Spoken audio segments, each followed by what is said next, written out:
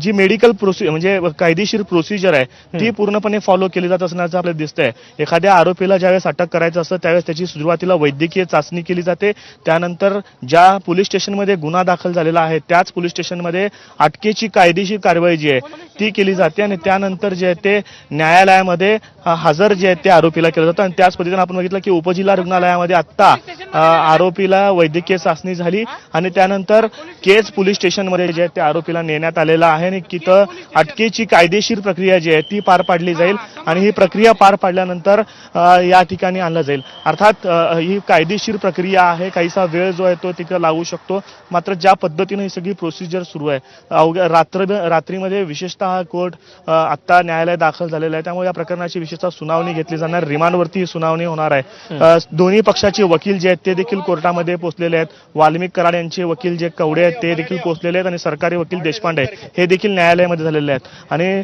न्यायमूर्ती पावसकर मॅडम ह्या देखील कोर्टामध्ये दाखल झालेल्या आहेत। त्यामुळं केस पोलीस स्टेशनमध्ये आरोपी वाल्मिक कराड यांना नेण्यात आलेला आहे आणि अवघ्या काही वेळामध्येच जे ती अटकेची कायदेशीर प्रक्रिया जी आहे ती पूर्ण करून त्यांना आरोपी वाल्मिक कराड यांना जे आहे ते कोर्टात आणलं जाईल। असं वाटलेलं होतं की सुरुवातीला कोर्टाकडेच थेट त्यांना घेऊन येतील, मात्र कोर्टाकडे न आणता अटकेची कायदेशीर कारवाई आहे ती पूर्ण करण्यात येताना आपल्याला पाहायला मिळते। कोर्टाच्या समोरच केस पोलीस ठाणे आहे आणि आरोपीला थेट तिथं कोर्टाकडे न आणता केस पोलीस ठाण्यात नेण्यात आलेलं आहे आणि तिथं सीआयडीचे पोलीस अधीक्षक सचिन पाटील यांच्या उपस्थितीमध्ये अटकेची कायदेशीर कारवाई पूर्ण केली जाईल। आणि तू ज्या पद्धतीने सांगतो त्याप्रमाणे आता एकंदरीतच जी काही सरकारी प्रोसिजर असते त्या प्रोसिजरनुसार आता कायदेशीर पद्धतीने अटक केली जाईल आणि त्यानंतर वाल्मिकला कोर्टात सादर केलं जाईल। पण वाल्मिकवर जो आरोप करण्यात आलेला आहे खंडणीचा, तो आरोप नेमका काय आहे की ज्यासाठी वाल्मिकनं सकाळी व्हिडिओ देखील जारी केलेला होता,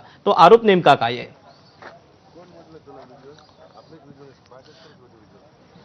दीपक, खरं तर या संतोष देशमुख हत्याकांड प्रकरण जे आहे ते आपल्याला माहिती आहे मसाजोगचे सरपंच संतोष देशमुख यांची निर्गुणपणे हत्या करण्यात आलेली होती।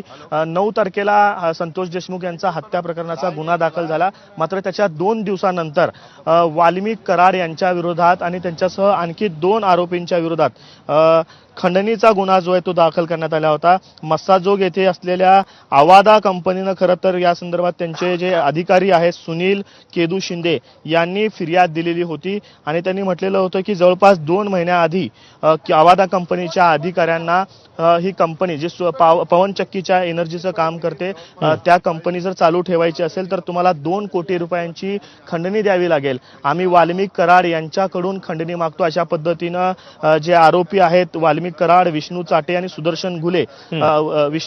सुदर्शन घुले या दोघांनी जी आहे ती खंडणी या आवादा कंपनीच्या अधिकाऱ्यांकडे मागितलेली होती आणि त्यामुळं विष्णू चाटे, सुदर्शन घुले यांच्यासह वाल्मिक कराड यांना देखील खंडणीच्या या प्रकरणामध्ये आरोपी करण्यात आलेलं होतं। त्यांच्या विरोधात बीएनएसचे कलम 3.5, 308.2, 308.3, 308.4, 308.5 या कलमान्वये जे ते गुन्हा केसच्या या पोलीस स्टेशनमध्ये दाखल करण्यात आला होता। 11 डिसेंबर रोजी दुपारी 1:15च्या सुमारास हा गुन्हा जो आहे तो नोंद करण्यात आलेला होता आणि त्यानंतर वाल्मिक कराड आणि त्यांच्यासह इतर जे आरोपी आहेत ते फरार होते। वाल्मिक कराड प्रामुख्याने या प्रकरणामध्ये सर्वात तिकेचे धनी झालेले होते। खरं तर राजकीय नेत्यांशी त्यांचा संबंध असल्यामुळे, विशेषतः धनंजय मुंडे यांच्याशी थेट त्यांचे संबंध असल्या कारणानं संतोष देशमुख हत्या प्रकरणासोबतच या खंडणी प्रकरणामध्ये देखील त्यांचं नाव घेतलं जात होतं। त्यांचं नाव